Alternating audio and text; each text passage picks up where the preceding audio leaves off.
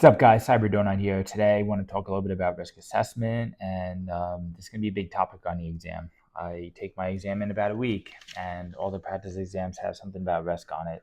There's a couple questions. So, what is risk management? And my definition I use is it minimizes likelihood of a negative outcome from occurring.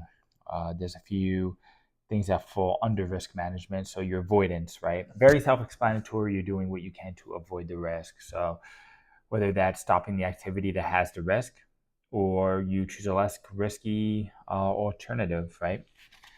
That's going to fall under risk avoidance.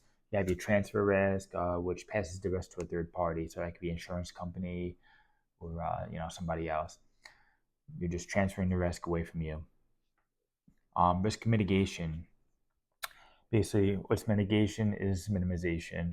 You want to minimize risk to an acceptable level. So it could be putting up a firewall or updating your systems, and for the physical aspect of it, fenced area, vestibule, security vestibule, where you have to scan your badge every time you go in. It minimizes the risk of something actually happening.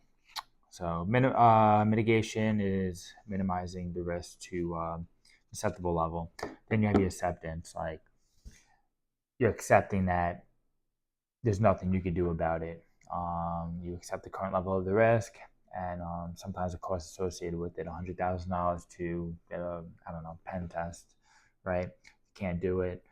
I accept that I can't afford it, and I'm just going to go through my business operations throughout my day to do what I got to do. So that's accepting your risk. And then there's your residual risk, which the remains of trying to avoid the remains after. So if you think about residue, you cleaning up, coffee grinds on the ground. You wipe it up a couple times, but you still have that, like, the remains, the residue. I don't know. Find a good way to figure it out on how to articulate all that stuff.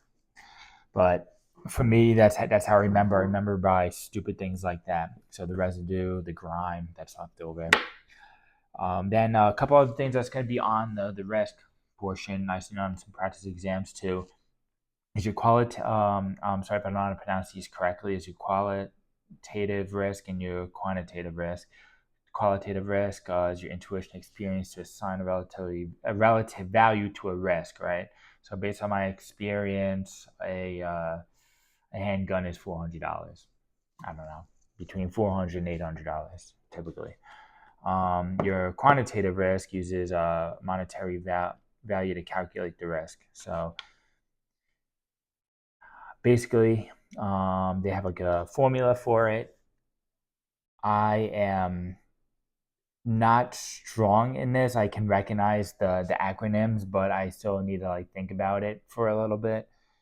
I haven't actually did the mathematic parts. It could be on the PBQs, possibly, but it's something I got to study. So I'm gonna read it out to you guys. We got the single loss expectancy, which is your SLE. It's your cost associated with the realization of each individual threat that occurs. To calculate that, you need your asset value, which is my Stein glass here is $10 plus the exposure factor.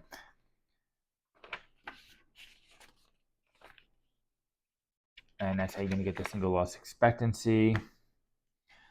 Then your annualized rate of occurrence, your ARO, very important to know, is going to be the number of times per year the threat is realized. So it happens 10 times a year.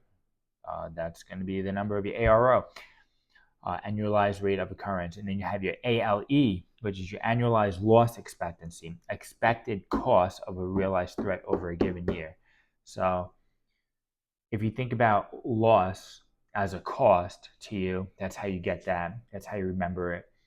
ARO is the rate, how many times. So when you see the letter R, it's going to be your rate. It's going to be number of times. And if you see loss, the L in the formula, you're going to associate that with loss, your cost. Again, you got to find ways to figure it out yourself. If you can make a weird acronym out of it, do it. The simple way of passing these exams. And if you're like me, I'm not the brightest crayon in a box. I have to actually study and try to learn all these terms, while some people can look at that piece of paper once and just memorize it. God bless you if you could. That's not most of us, me at least. Now we're going to talk a little bit about security controls.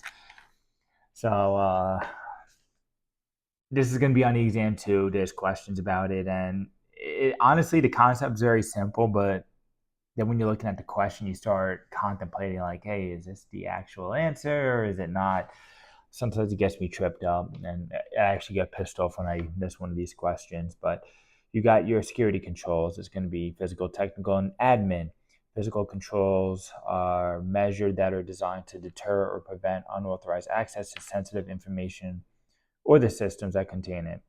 Your technical is safeguard countermeasures to avoid, detect, and counteract the minimize security risks. And your admin controls focused on changing behavior of people instead of removing the actual risk involved.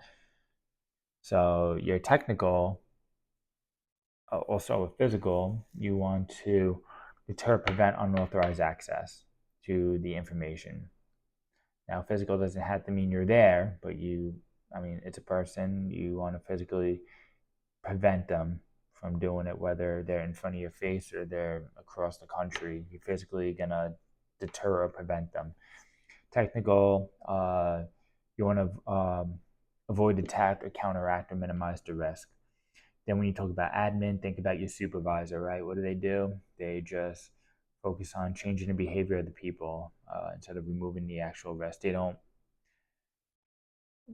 remove the risk. They supervise the technical controls to do the job for them. So they're more admin work. Then your next categories are management, operational, and technical. Management controls focus on decision making and the management of the risk. Operations focus on things done by people. So think about, again, weird way to think about it, but operation is done by a person, not an actual tool or anything like that. It's done by people, focus on things. Technical controls are more your digital aspect. Logical controls are put in a system to help secure it. Now, the preventative aspect is security controls that are installed before an event actually happens and they're designed to prevent it from happening. Is it 100% prevention proof? No, but you want to try to prevent it from happening. Detective controls used during the event to find out whether something bad might be happening. So detection may be, I like to think of it as investigation, right? Detective work, but also if something bad's currently happening right now, you got to investigate, right? So that's your detective control. Think about it like that. Then you have your corrective control after the event occurs. That's going to be your corrective. You got to correct it. Your deterrent control is very similar to preventative, but it discourages the intrusion, right? So prevention means like everything you can do to prevent it. The deterrent will discourage them from doing it. Like, oh wow, I have a guard dog right in front of me. It's going to discourage me from hopping this dude's fence and trying to get access to his backyard.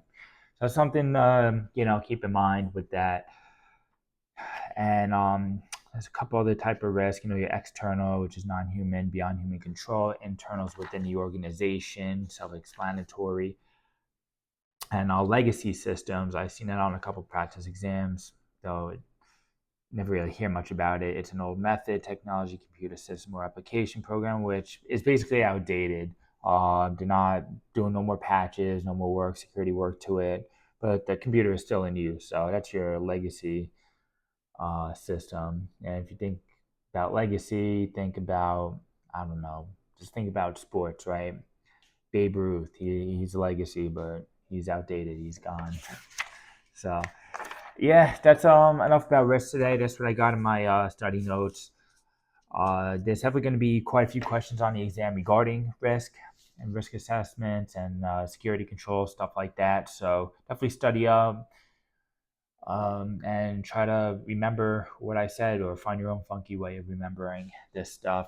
A lot of it's self-explanatory, but you can get tripped up on the question. So really think about what it's asking you, if it's asking you to prevent or deter or to correct or stuff like that. So subscribe to my channel. I'll be putting a lot of content out here regarding what I'm studying, my transfer to my policing job to cybersecurity in the future, and I'll be posting more stuff when I get into cybersecurity and tell you the day in the life about cybersecurity and what I do and what you should know when you actually get into the field, because as of right now, I'm not in the field, so I can't tell you from experience, hey, you got to know this, you got to know that.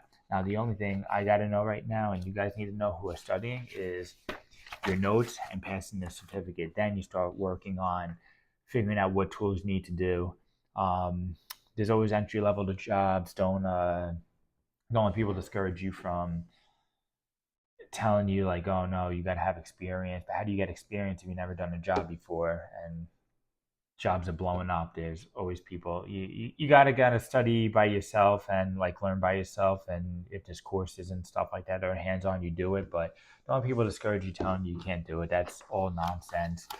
That goes with any other career in life. If you want to get discouraged by somebody telling you that, yeah, you'll never get in, that's BS. That's your own insecurities talking, or maybe they just don't want any competition in the field when it comes to interviewing. And it might take you a little bit to get a job, but you'll be a fit somewhere. So just try to learn as much as possible.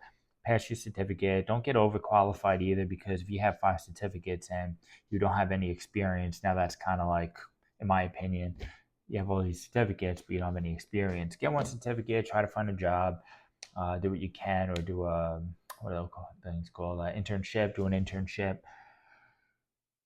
And yeah, or you can build your own cybersecurity studio in your own home. It doesn't have to be crazy laptops, and download some tools, practice with them, practice YouTube videos, hack the box, stuff like that. But right now, if you're listening to my video, you're probably just studying for the exam. So learn about risk assessment. Very important. You're gonna have quite a few questions on the exam. I'd say a minimum between like 5 and 7. So know this stuff. Later.